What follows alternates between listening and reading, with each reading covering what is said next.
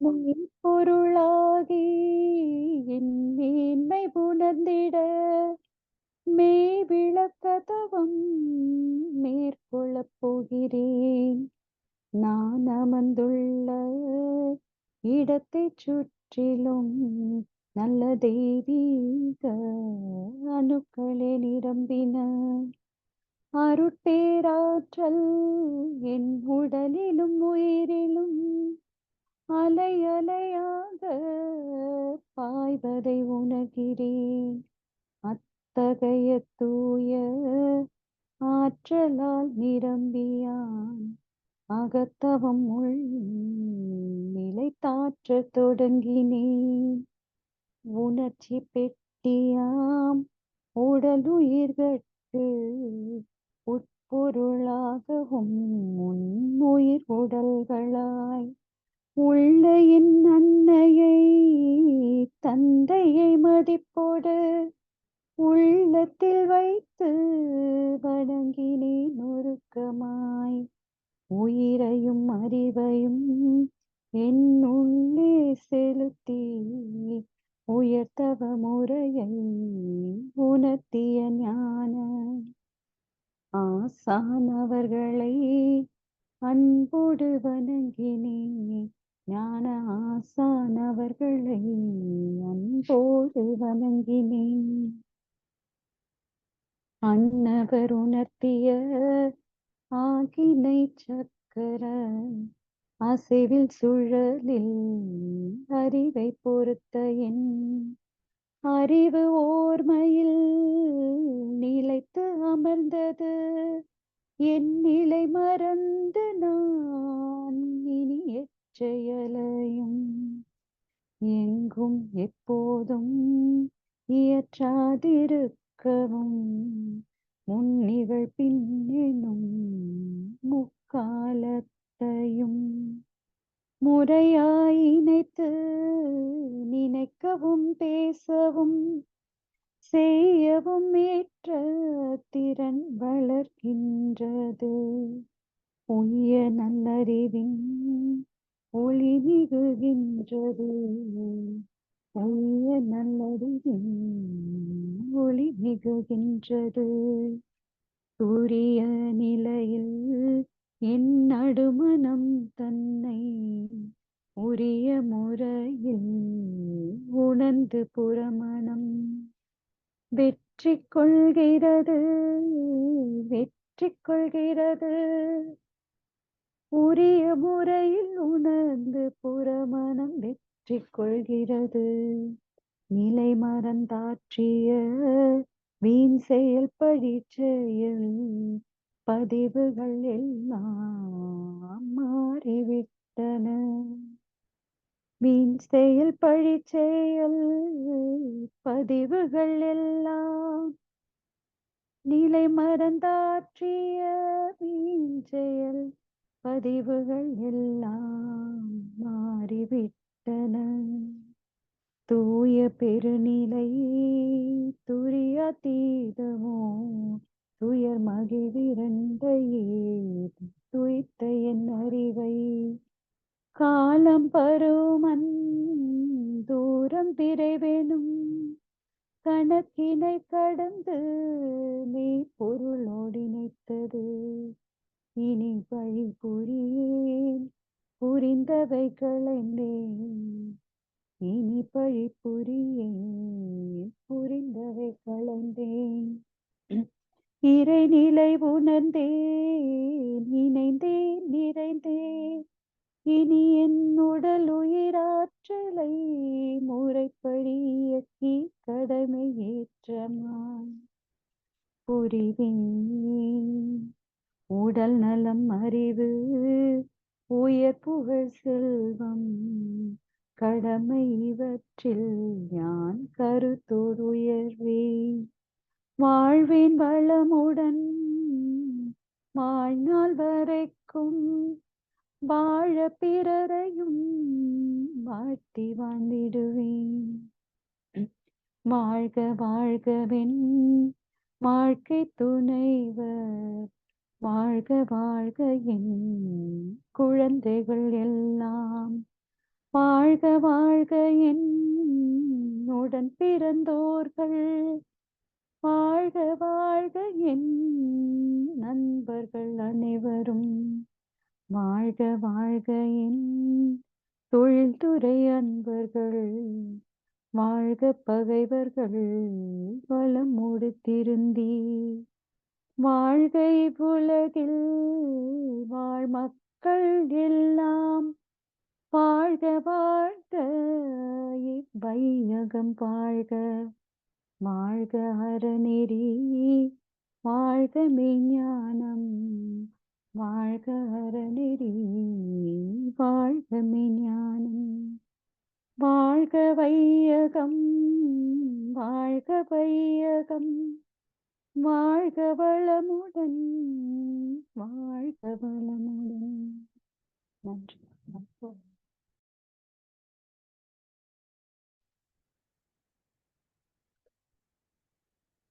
வாழ்க வையகம். இறை வணக்கம் மற்றும் குரு வணக்கம் பாட அருணரி சங்கரி அம்மா அவர்களை அன்புடன் அழைக்கின்றோம். வாழ்க வளமுடன். இறை வணக்கம். ஆதி எனும் பரம்பொருள்மை எழுச்சி பெற்று அணுவென்ற உயிராகி அணுக்கள் கூடி மோதி இணைந்து இயங்குகின்ற நிலைமைக்கேற்ப மூலகங்கள் பலவாகி அவை இணைந்து பேதித்த அண்ட கோடிகளாய் மற்றும் பிற பிற பிழை உணர்தல் இயக்கமாகி நீதி நெறிவோன மாந்தராகி வாழும் நிலையுணர்ந்து தொண்டாற்றி இன்பம் காண்போம் இன்பம் காண்போம். குரு வணக்கம்.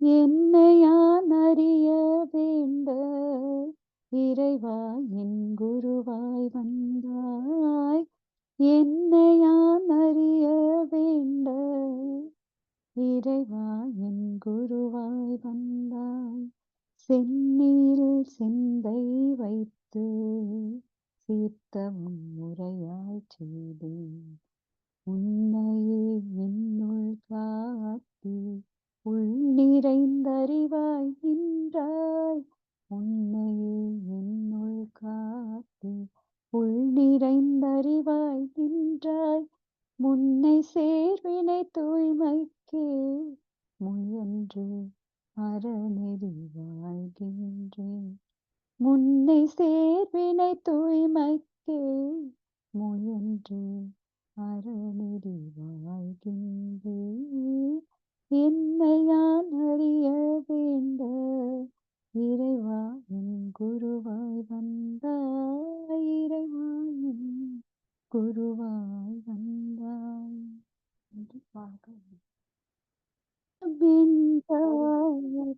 தாயும் மானா அகத்ததுதான் மெய்ப்பொருள் என்று எடுத்து காட்டி அறிவதனை அறிவித்தார் திருவள்ளுவர், அப்பறிவை அறிவதற்கு முறைகள் சொன்னார் அறிஞர் திருமூலர், அப்பறிவில் ஆழ்ந்து ஆனந்த கவியாத்தார் ராமலிங்கர், அறிவில் அறிவாய் நிலைத்து அறம்பகுத்தோரதை மாண்டு காட்டினோர் நினைவு கூர்வான்.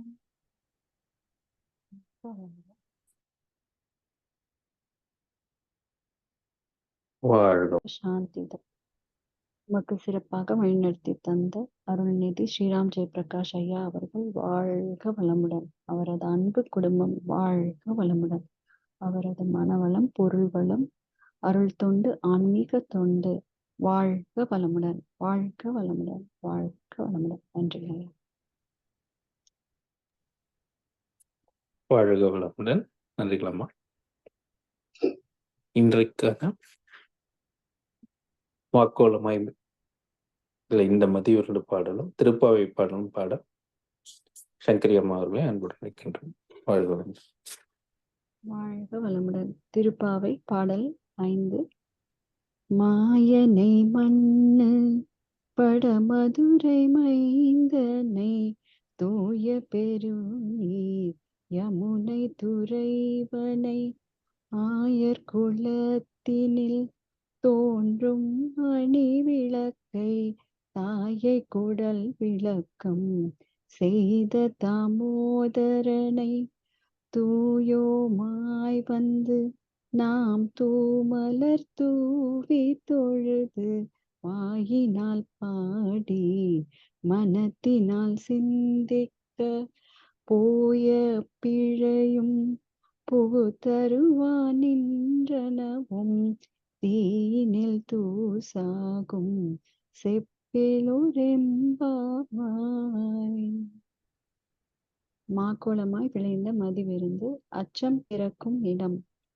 இயக்கங்களுக்கெல்லாம் ஈர்ப்பு தத்துவம் மூலம், பயத்துக்கெல்லாம் மூலம் பாசமும் பற்றும். நன்றி. வாழ்க வளமுடன். வாழ்க வளமுடன். திருப்பாவை பாடலுக்கும் மகரிஷி அவர்களின் பாடலுக்கும் விளக்கம் அளிக்கும் அருள்நெறி பழனிசாமி ஐயா அவர்களை அன்புடன் நிற்கின்றோம். வாழ்க வளமுடன் ஐயா. வாழ்க வளமுடன் ஐயா. வாழ்க வையகம், வாழ்க வையகம், வாழ்க வளமுடன். குரு வாழ்க, குருவே துணை. சான்ற பெருமக்களே, திருப்பாவை 5வது பாசுரம். மாயனை மண்ணு வடமதுரை மைந்தனை.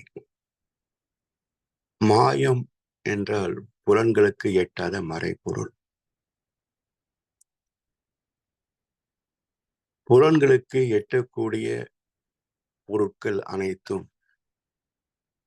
மறைபொருளான ஒன்றிலிருந்துதான் தோன்றுகின்றன. நமது பிறப்பை எடுத்து பார்த்தாலும் தாயின் கருப்பையில் கருவான போது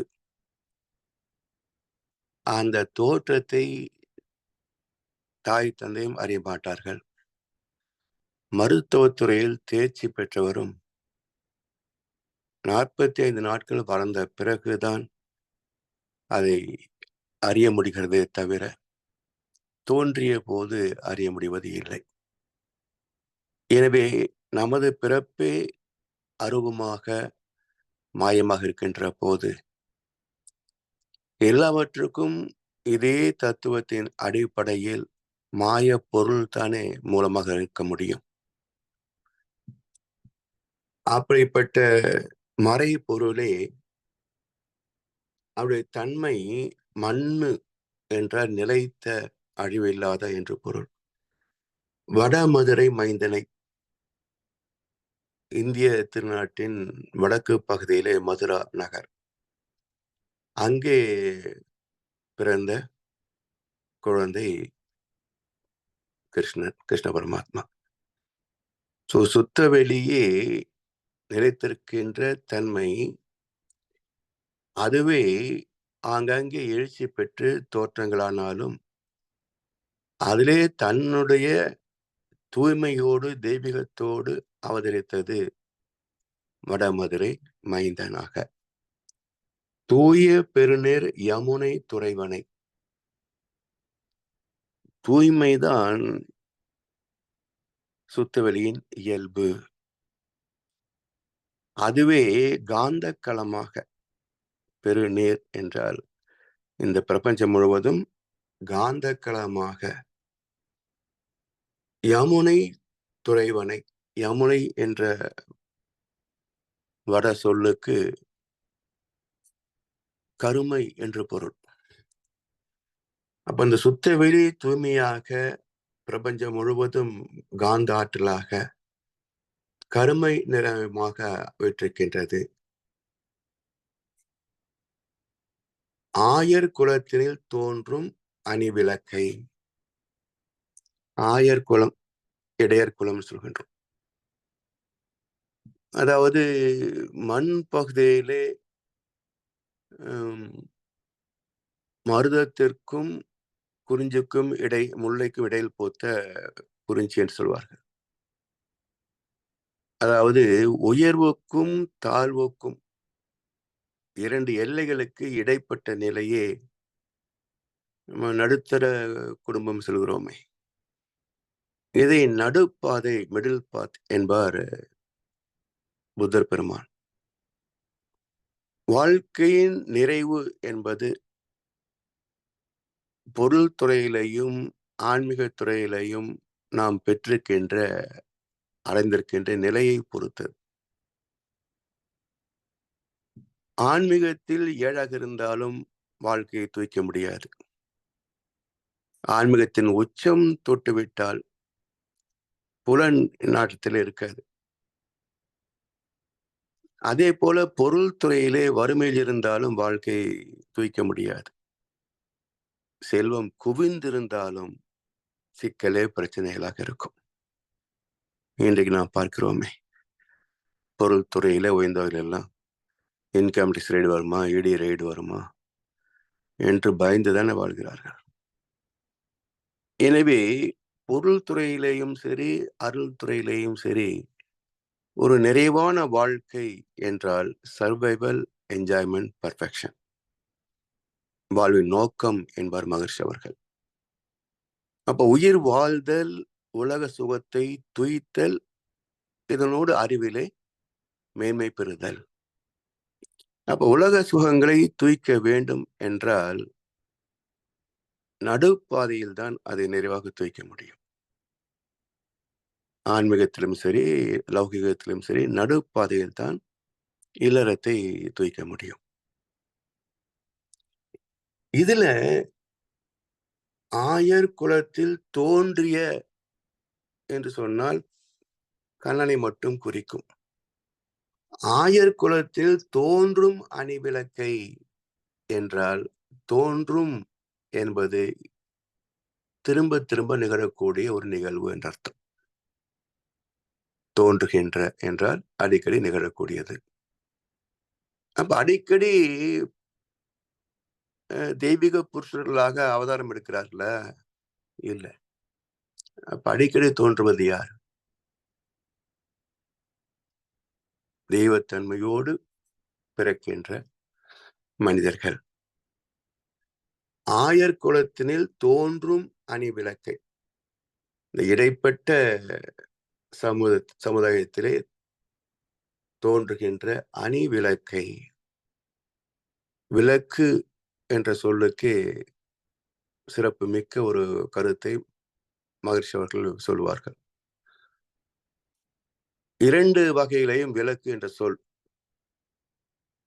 இப்போ நாம் படிக்கின்ற போது ஒரு விடையை தந்துவிட்டு இது எப்படி வந்தது என்று விளக்குக, ப்ரூவ் என்பார்கள். அதே போல் இருட்டில் இருக்கின்ற போது விளக்கேற்று என்று சொல்வார்கள். இப்ப 2 வகையிலையும் விளக்கு என்ற சொல் ஒரே சொல். இப்போ என்ன பொருளை சொல்லுகிறது என்றால் கருத்து ஒன்றேதான். விளக்கு என்றால் வழிகாட்டக்கூடியது, தெளிவானது என்றெல்லாம் பொருள். பாதையில மேடு பள்ளங்கள் இருக்கும். அதை கண்கள் அடையாளம் காண வேண்டும் என்றால் வெளிச்சம் வேணும். அப்ப விளக்கு தான் நமக்கு பாதையில உள்ள மேடு பள்ளங்களை கண்களுக்கு தெரியப்படுத்தி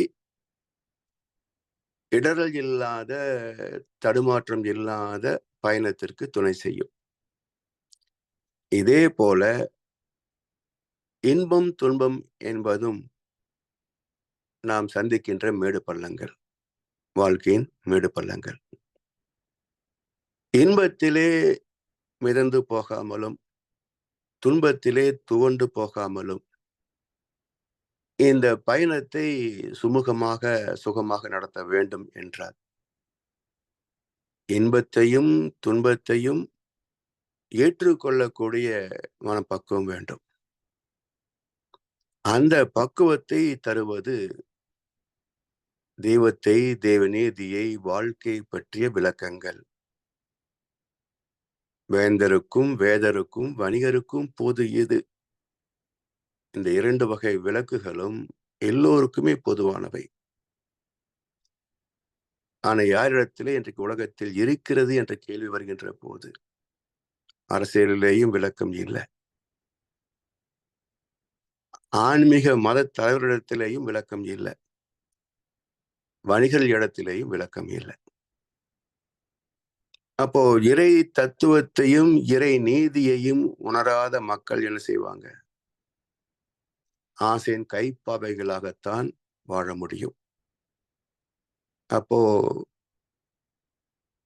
தான் மட்டும் சுகமாக வாழ்ந்தால் போதும், நமது சந்ததிகள் மட்டும் மன்னர் பரம்பரையாக வாழ்ந்தால் போதும் என்ற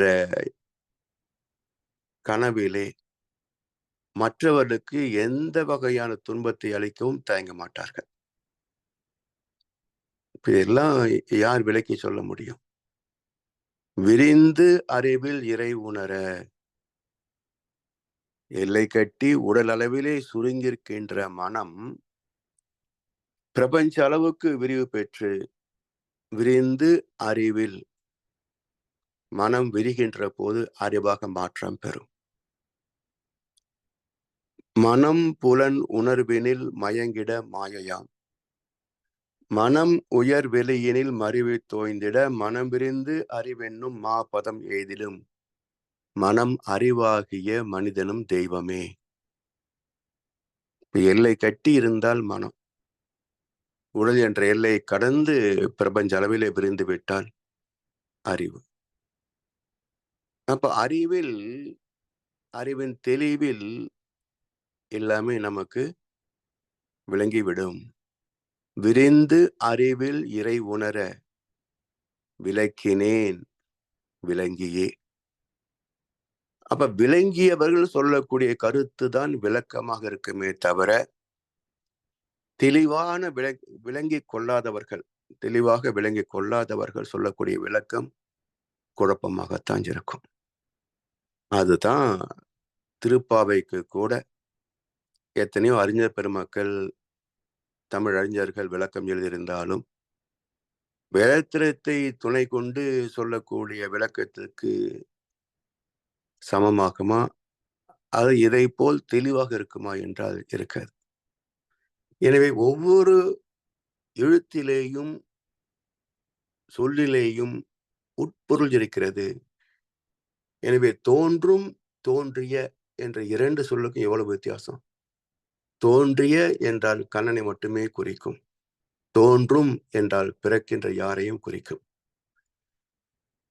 ஆயர் குலத்தினில் தோன்றும், இடைப்பட்ட, அதாவது செல்வத்திலும் அறிவிலும் நடுத்தரமான குடும்பத்தில் பிறந்த அணி விளக்கை,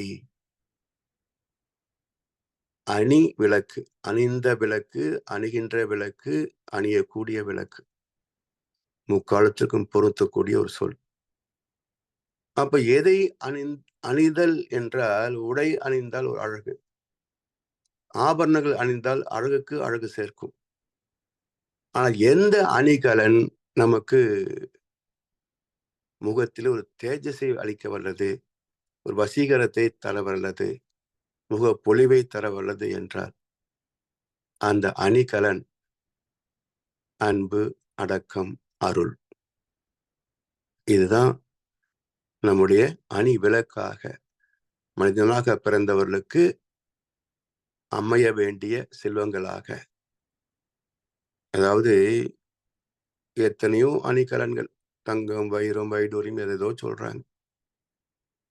ஆனா மக்கள் மதிக்கின்ற செல்வத்தை, வீடு, விளைநிலம், மலை, கோபுரம், தங்கம், பணம், வைரம், இவற்றெல்லாம் சான்றோர் பெருமக்கள், ஆன்றோர் பெருமக்கள் பொருட்படுத்துகிறார்களா, அவர்களை மதிக்கிறார்கள் என்று பார்த்தா இல்லை.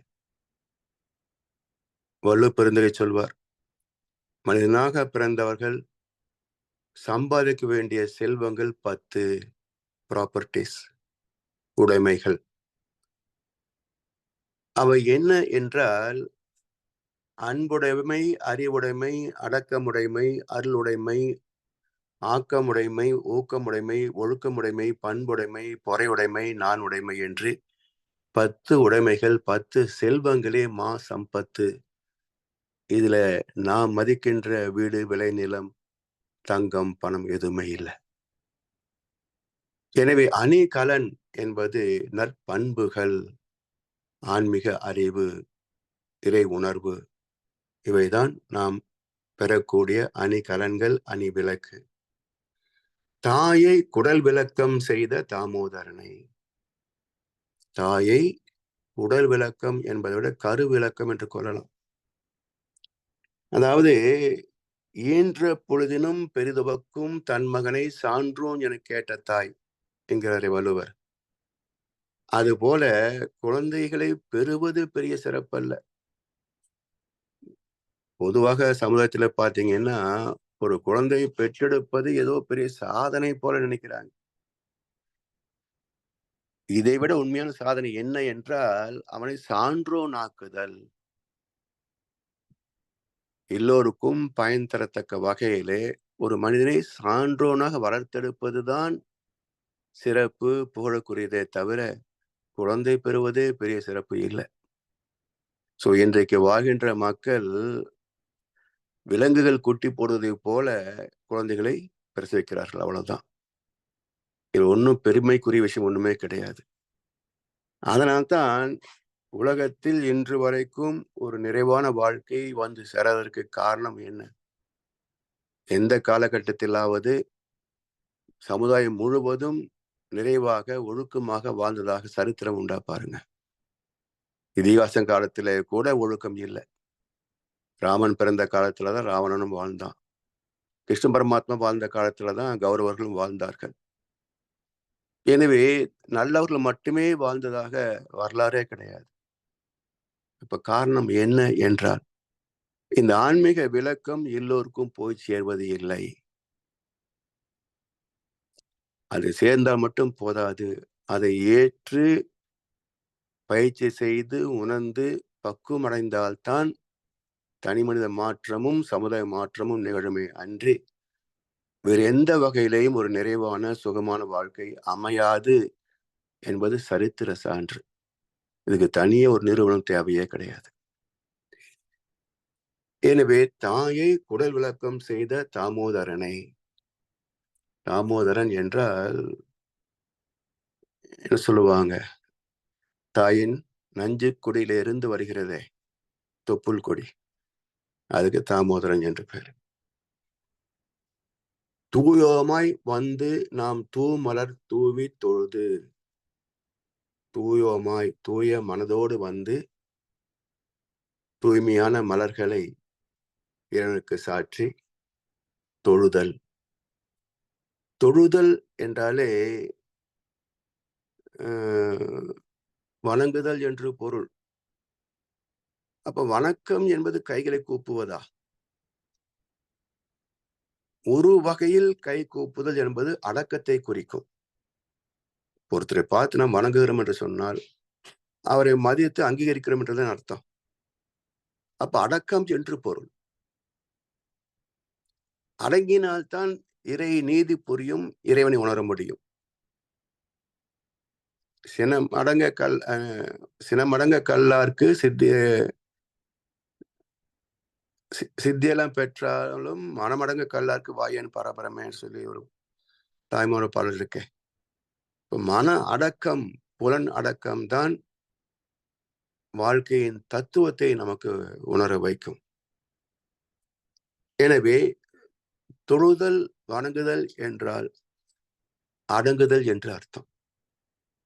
நமக்கு மூலமாக ஒன்று இருக்கிறது என்ற அந்த வழியை உணர்ந்து தேவனிடையே மதித்து வாழ்தல், அதை இறை வணக்கம், இறை வழிபடுதல். இறைவன் செயலுக்கு தக்க விளைவு என்ற பாதையிலே பயணிக்கின்றான். அந்த பாதையிலே நம்ம இணைத்துக் கொள்கின்ற போது அதுதான் இறை வழிபடுதல்.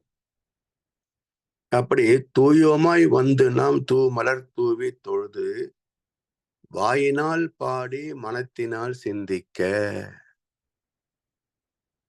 2 வேலை செய்யணும். வாய் பாடணும், அந்த பாட்டின் பொருளை மனம் சிந்திக்கணும். சிந்தித்தால் நம்ம எத்தனை பொய் சொல்றோன்றது புரியும். என்ன சொல்லுவாங்க, இந்த லோகமே கிடைத்தால் கூட எனக்கு தேவையில்லைன்னு சொல்லுவாங்களே ஒரு பாடல்ல. அது என்ன, ஏதோ ஒரு பாடல் வருமே, இந்த லோகம் ஆளும் அச்சுவை பெரினும் வேண்டேன் அரங்கமா நகருளானே என்ற ஒரு பாடல் வரும். நீ வெறும் பணத்துக்கு இந்த பாடு அலையிற, இந்த லோகம் கொடுத்தா வேண்டான்றியா? அது அவர் சொல்லலாம், நாம சொல்ல முடியுமா? அப்போ ஒரு நம்மில் இல்லாத ஒரு பக்குவத்தை பற்றி பேசுகின்ற போது நமக்குள் வெட்கம் வரணும், வருத்தம் வரணும். இப்போ எத்தனை இடத்துல இது நம்ம பார்க்க முடியுது, சும்மா அடிச்சு விடுறதுதான். ஆனா மனசுல இருந்து ஒன்னும் ஆசை பந்தம் பாசம் எதையும் விட மாட்டேன். எல்லாத்தையும் இருக பிடிச்சுக்கிட்டு இந்த லோகம் கொடுத்தா கூட நான் வேண்டாம்னு சொல்லிடுவேன். அது ஒரு வகையில கரெக்டு தான். அதாவது ஒரு ஒரு நகைச்சுவை சொல்லுவாங்க. கம்யூனிஸ்ட் நாடு ரஷ்யா. அங்க ஒரு பத்திரிகையாளர் போறார் மக்களை பேட்டி எடுக்கிறதுக்காக. அப்போ ஒரு மனிதன் 2 கையில் 2 வாத்து பிடிச்சுக்கிட்டு வந்துட்டு இருக்கிறான். அவன்கிட்ட ஒரு இன்டர்வியூ பண்றாரு. உங்ககிட்ட 4 வீடு இருந்து வேற யாராவது கேட்டா உனக்கு ஒரு வீடு வச்சுட்டு 3 வீட்டையும் கொடுத்துருவியா அப்படின்னு. ஓ கொடுத்துருனே என்றான் அவன். உங்ககிட்ட 1 லட்சம் பணம் இருக்கு, இதை வேற யாரு கேட்டா பாதி கொடுத்துருவியானா? ஓ கொடுத்துருவனே. சரி, கையில 2 வாத்து வச்சிருக்கையில 1 கொடுத்துருவியான்னு கேட்டான். அதுக்கு வேற இழுக்கவா என்ன பாருன்னு.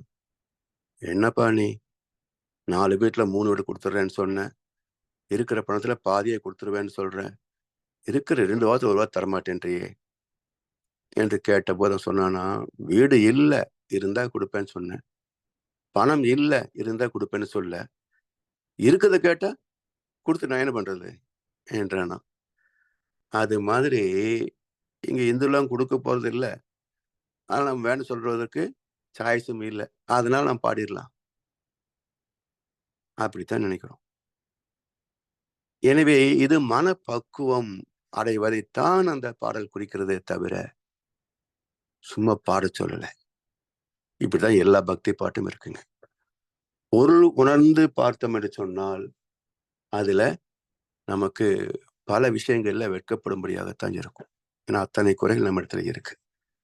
எனவே வாயினால் பாடி மனத்தினால் சிந்திக்க எதை நாம் பாடுகின்றோமோ அதனுடைய பொருள் என்ன என்று மனதினால் சிந்திக்க வேண்டும். இல்ல இன்னொரு கருத்து இருக்குங்க. ஒன்று, ஆலயங்களிலே பக்தி பாடல் பாடுறாங்க, மனசு எங்க நிக்குதுன்னு பாருங்களேன். பட்டினத்தார் சொல்வார், என்னது, மெய்யொன்று சார புலனொன்று கேட்க வாயொன்று சொல்ல கருத்தொன்று என்ன பொய்யொன்று வஞ்சகன் நாவொன்று பேச புலால் மணக்கும் மெய்யொன்று சார செவியொன்று கேட்க விரும்பும் நான் செய்கின்ற பூசை எவ்வாறு கொள்வாய் வினை தீர்த்தவனே என்று பட்டினத்தார் கேட்பார். நம்ம கோயிலையே பார்க்குறோமே, சுக்லாம்பரம் விஷ்ணு அந்த தட்டடு சசிவனம் சத பூஜம் அந்த தீபகம்பேடு இப்படித்தானே செய்யறாங்க.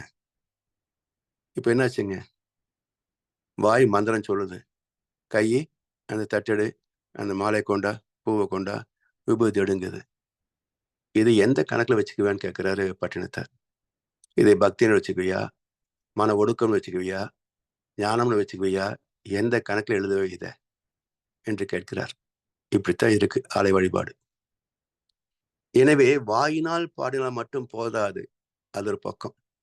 இப்ப நம்ம கதை, தவம் பண்றோம் மௌனமா உட்காந்து, கையை கோத்துட்டோம், கண்ணை மூடிக்கிட்டோம், மனசு எங்க போச்சுங்க, அது எங்கெங்க மேய்ஞ்சுக்கிட்டு ஓம் சாந்தி சாந்தி சாந்தின்றபோ திரும்பி வந்து தவம் முடிச்சிட்டாங்கடான்ட்டு. இது என்ன கதை? இதுவும் அதே கதை தான். அப்போ இரண்டும் இணைய வேண்டும். வாயினால் பாடி மனதினால் சிந்திக்க. ஆரம்பத்துல மனம் மட்டுமே லயிக்க வேண்டும் என்றால் அதற்கு அதீதமான பயிற்சிகள் வேண்டும். பொருள், புகழ், செல்வாக்கு, புல இன்பங்களிலே ஒரு பற்றற்ற நிலை வேண்டும். இதெல்லாம் இருந்தால்தான் அகத்தவத்திலே மேன்மை பெற முடியும். எனவே வாயினால் பாடி மனத்தினால் சிந்திக்க போய பிழையும் புகுதருவான் என்றனவும். இந்த இடத்துல என்ன ஒரு முட்டாள்தனம் பார்த்தீங்கன்னா, இதுவரைக்கும் செய்த பாவம் எல்லாம் போயிருன்றாங்க. அப்படி சொல்லல. போய பிழை புகுதருவான் என்றன. புகுதரு என்றால் ஆகாமியா, பின்வினைக்கான எண்ணம். போய பிழை 2 இருக்கும். சஞ்சிதம் போச்சு, அது நாம செய்யல, கொண்டு வந்தது. போனது பிராப்த கர்மா, தன்வினை. இப்ப போய பிழை தன்வினை, புகுதருவான் என்றது பின்வினை. இப்ப தன்வினையும் பின்வினையும் தூய்மை செய்யணும். போய பிழையும் புகுதருவான் என்றனவும். இப்ப நம்ம செய்ததை, அதாவது தன்வினையாக பிராப்த கர்மா என்று 3 வயதுக்கு பிறகு நாம் செய்ததெல்லாம் நல்லதும் இருக்கும், கெட்டதும் இருக்கும். என்ன சொல்றோம்? பழக்கம் என்று சொல்கின்றோம். இந்த பழக்கத்திலே செய்த தீயவற்றை என்ன சொல்றோம்? மேல் பதிவு என்கிறோம். இதை செய்ததனால் என்னென்ன விளைவுகள் வந்தது, என்னென்ன வகையில பாதிப்பு ஏற்பட்டது எனக்கு, மற்றவர்களுக்கு, இனிமேல் இதை செய்யக்கூடாது என்று திருந்துகிறோம். அப்ப போய பிழை, நம்முடைய தன்வினையை நாம் திருத்தி அமைத்து இனிமேல் இப்படி செய்யக்கூடாது என்ற மாற்றத்தை வருகிறோம். புகுதருவான் என்றனவும், இனிமேல் செய்யக்கூடிய பின்வினை.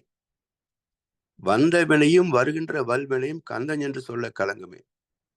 விநாயகனே வினை தீர்ப்பவனே. எல்லாம் என்ன நினைச்சுக்கிட்டாங்க? கொண்டு வந்த பாவம், செஞ்ச பாவம் எல்லாம் போய் நினைச்சுக்கிட்டாங்க. அப்படி இல்லை. வினைவுக்கும் விளைவுக்கும் விளக்கம் தெரியாத படித்த பக்தர்கள் எல்லாம் படிச்சிருப்பாங்க. வினைக்கும் விளைவுக்கும் விளக்கம் தெரியாது. விநாயகனே வினை தீர்ப்பவனே, விளைவை தீர்ப்பவன் அல்ல. வந்த வினையும் வருகின்ற வல்வினையும் விளைவுகள் அல்ல. அப்ப வினை என்பது செயல். அப்ப என்ன சொல்கிறது? வந்த வினை ஒண்ணு நிக்குது, 100 கோடி தர்றேன், எனக்கு இந்த கான்ட்ராக்ட்ல சைன் பண்ணுன்னு நிக்கிறான் ஒருத்தன். இதை சைன் பண்ணினா நாட்டு மக்கள் எல்லாம் பாதிக்கப்படுவாங்க. இப்போ இதை செய்வதா வேண்டாமா? நல்லவனாக இருந்தா உன் பணத்தை நீயே வச்சுக்க, ஆளை விடும்பா. அயோக்கியனா இருந்தா 200 கோடி கொடுப்பியா? அப்பதான் சைன் பண்ணுவேன்பா. இப்ப நாடு இப்படித்தான் நடந்துட்டு இருக்குது.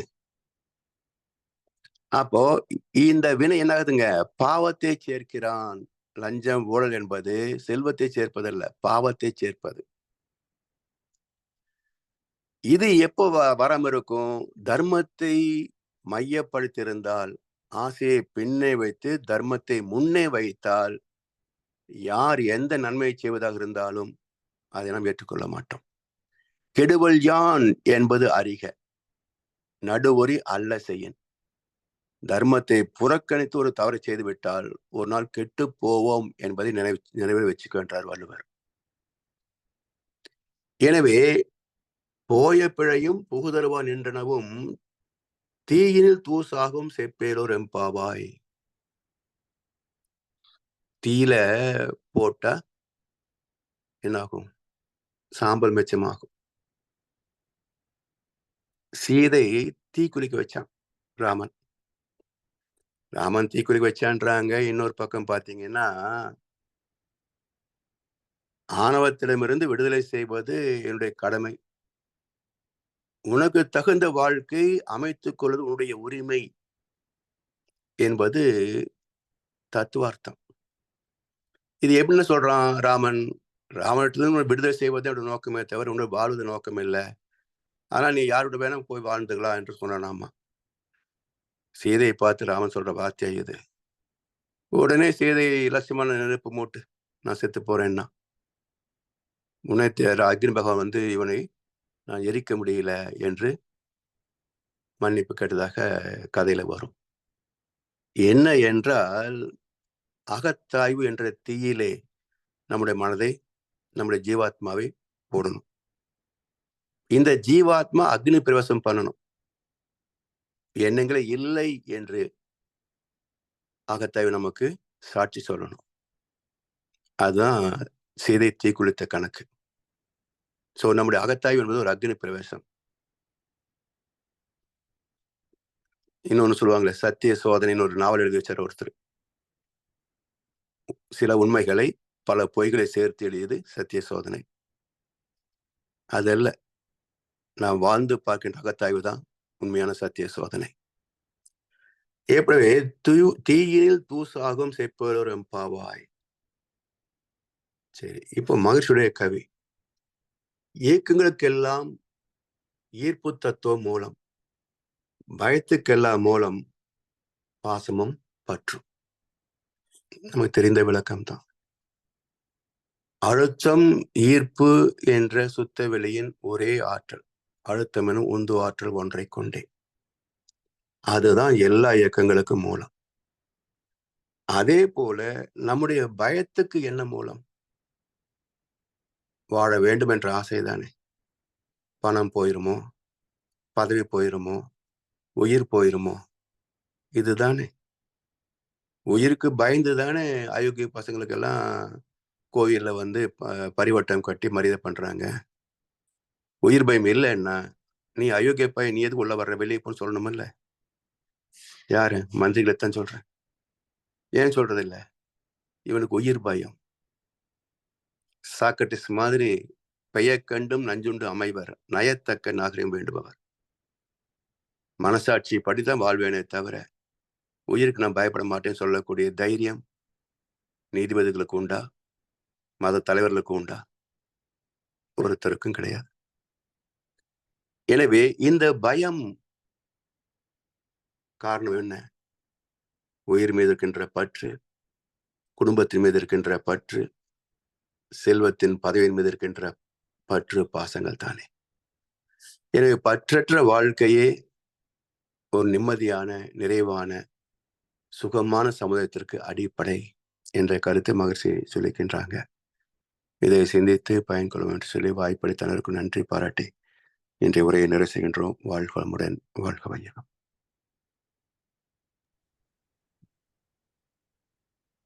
வாழ்க வளமுடன். அருமையான கருத்துக்கள் ஐயா. வாழ்க வளமுடன். எல்லோரும் சிந்தித்து பயன்பெறுவோம்.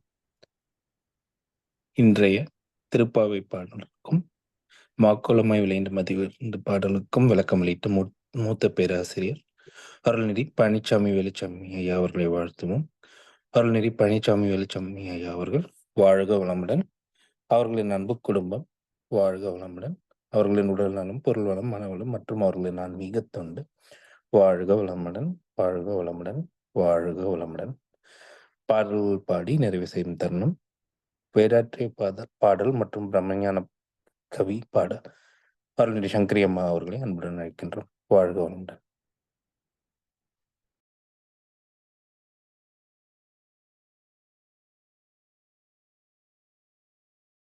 வாழ்க வளமுடன். வேதாத்திரிய பாடல். போரில்லா நல்லுலகம், பொருள் துறையில் சமநீதி, நேர்மையான நீதிமுறை, நிலவுலகுக்கோராட்சி, சீர் செய்த பண்பாடு, சிந்தனையோர் வழிவாழ்வு, சிறப்புணர்ந்த பெண்மதிப்பு, தெய்வ நீதி வழிவாழ்தல், தேர் திருவிழா தவிர்த்தல், சிறுவர்கட்கே விளையாட்டு, செயல் விளைவு உணர்கல்வி, சீர்காந்த நிலை விளக்கம், பார் முழுதும் உணவு நீர் பொதுவாக்கல், பல மதங்கள் பல கடவுள் பழக்கம், ஒழித்துண்மை ஒன்றை தேர்ந்தெடுதல். பிரம்மஞான கவி. இறைவெளியே தன்னிருக்க சூழ்ந்தழுத்தும் மாற்றல், சூழ்ந்தழுத்தும் மாற்றல், இதன் திணிவு மடிப்பு விழ சுழலும் நுண்விண்ணாம் இறைவெளியில் விண் சுழல நெருக்குகின்ற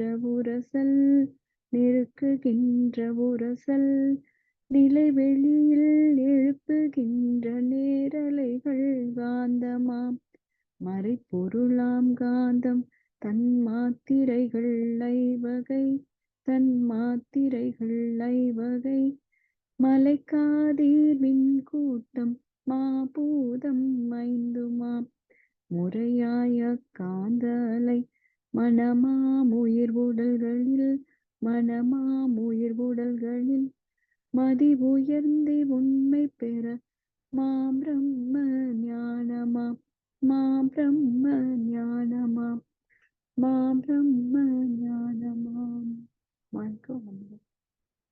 வாழ்க வளமுடன். உலக நல வாழ். உலகமெல்லாம் பருவமழை ஒத்தபடி பெய்யட்டும். உழவரெல்லாம் தானியத்தை ஒப்புடனே பெருக்கட்டும். பல தொழில்கள் புரிகின்ற பாட்டாளி உயரட்டும். பகுத்துணர்வுள் தொகுத்துணர்வு பண்பாட்டை உயர்த்தட்டும். கலகங்கள் போட்டி பகை கடந்த ஆட்சி நடக்கட்டும். கல்லாமை கடன் வறுமை கலங்கங்கள் மறையட்டும். நலவாழ்வை அளிக்கும் ஞான ஒளி வீசட்டும். நம் கடமை அறவாழ்வு நாட்டத்தே சிறக்கட்டும். வாழ்க வையகம், வாழ்க வையகம், வாழ்க வளமுடன்.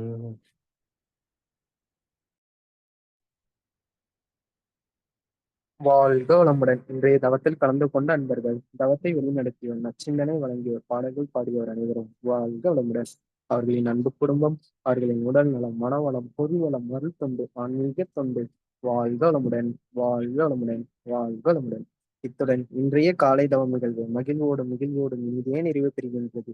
இறையருளும் குருவருளும் நம் அனைவரையும் எப்பொழுதும் சூழ்ந்திருந்து நம்மை இந்த இறைநிலை உணர்பயணத்திலே சிறந்த முறையிலே வழிநடத்தட்டும் என அனைவரையும் வாழ்த்தி வணங்கி நன்றி கூறி அமைகிறோம். வாழ்க வையகம், வாழ்க வையகம், வாழ்க வளமுடன்.